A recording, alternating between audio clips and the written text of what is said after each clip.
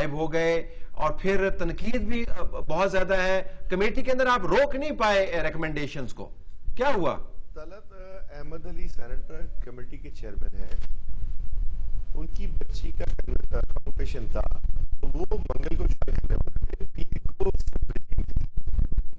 Pi के जो है वो डिले करवाई गई। अहमद अली साहब ने बाकायदा बयान भी दिया। ये इसके बाद उन्होंने किसने करवाई रशीद साहब? उन्होंने अहमद अली साहब ने सेनेट की मीटिंग में बता भी दिया है। किसी मिनिस्टर ने उनको फोन करके कहा था कि आप इजलास में नहीं जाएंगे। ये सारी बातें अहमद अली साहब ने कह दिया। ये तो जहाज के अगवा का मुकदमा बन जाएगा एक और। तादत साहब मेरी बात कंप्लीट होने दें आप प्लीज जी। ये बात हुई, इसके बाद जब मंगल को तशरीफ ले आए शाम को रात को, तो उन्होंने वेडनेसडे को मीटिंग की और इसके बाद उस पे 2-3 पार्टियों के लोगों ने डिसेंट नोट जमा कराया और इसके बाद ये बिल गया सेनेट के अंदर।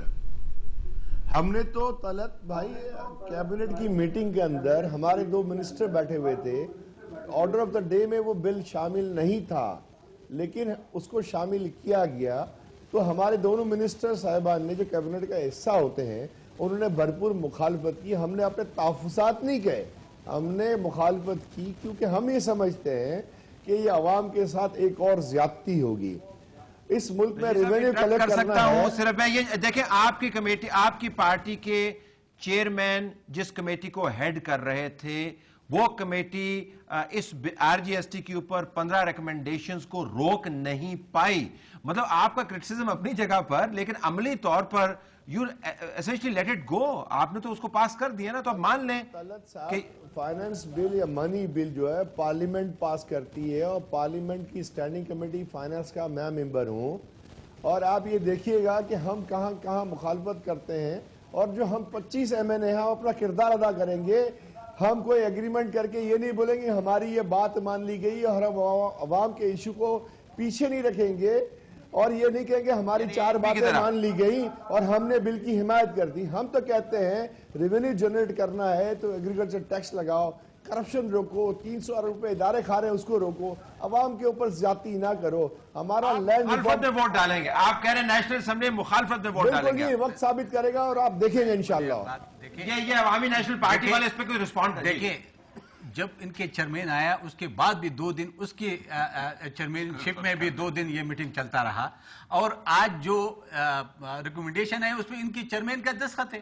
देखिए आप एक चीज डिसेंटेड नोट की जो बात कर रहे हैं, डिसेंटेड नोट उस सूरत में देखिए, मेरा जरा आप बात सुन ले, मैंने आपकी तो सुन ली यार, ये जरा पूरी बात पूरे कर लो फिर आप जवाब दे दें। देखिए डिसेंटेड नोट ये तो 18 अमेंडमेंट भी हुआ था कि जी जो भी यूनानिमस फैसला होगा वो तो यूनानिमस होगा। डिसेंटेड नोट अपने लिए कि जी हमने अगर आइंदा के लिए वो खत आएगा तो हम इस पे बात करेंगे, लिहाजा हम ये डिसेंटेड नोट देते हैं। इसी तरह डिसेंटेड नोट अभी भी कोई वैल्यू नहीं है, इसके वैल्यू नहीं है मेरे ख्याल में, मुझे वही उसका till we have the break, let's have a break. और शाह साहब आपके पास भी आते हैं, हम देखते हैं कि पार्टीज का स्टैंस जो है, क्योंकि लोग बड़े कंफ्यूज्ड हैं। हुकूमत का तो अपना स्टैंस वाजे है, वो आरजीएसटी को सपोर्ट कर रहे हैं, उन्होंने एड़ी चोटी का जोर लगाया इसको पास करवाने का। जो कंफ्यूजन है वो एलाइज, नकादों और ऑपोजिशन के हवाले से है। ये कंफ्यूजन हमारे जहन में है या वाकतन स्टैंस के अंदर? नाज़रीन ब्रेक के बाद वापस आते हैं तो कुछ ऑपोजिशन से और एलाइड जमातों से भी वजाहत लेते हैं कि आखिरकार आरजीएसटी के ऊपर उनका हकीकी स्टैंड है क्या।